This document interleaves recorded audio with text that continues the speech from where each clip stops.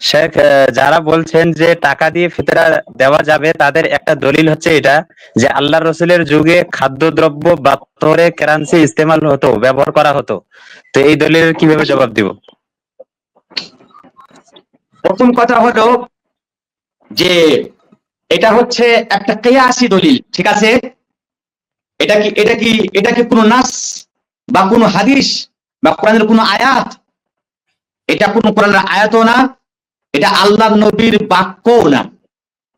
আমাদের কাছে একটা কথা আছে যে কিয়াস চলবে না নাসের বা দলিলের বিপরীতে বা দলিলের মুখোপেক্ষিতে কিয়াস চলবে না।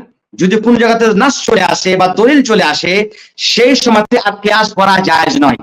যদি কেউ হাদিস এবং কোরআনের শব্দ থাকার পর যদি কিয়াস করে তাহলে এটাকে বলা হয় কিয়াস ফাসিদুল ইতিবার।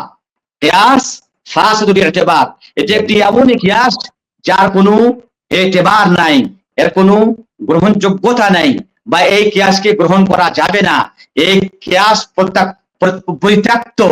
বোঝা গেল? জি, এটা হলো এই উত্তর। জি, আমাদের কাছে নাস আছে, দলিল আছে। রাসূলুল্লাহ সাল্লাল্লাহু আলাইহি ওয়াসাল্লাম সাআম মিন তামরিন সাআম মিন শাঈরিন, নাস আমাদের কাছে আছে, হাজির আছে। সুতরাং নাস ছেড়ে দিয়ে আমরা কিয়াসে যাব না। যখন নাস থাকবে না, দলিল থাকবে না, তখন আমরা কিয়াসের দিকে যাব। জি,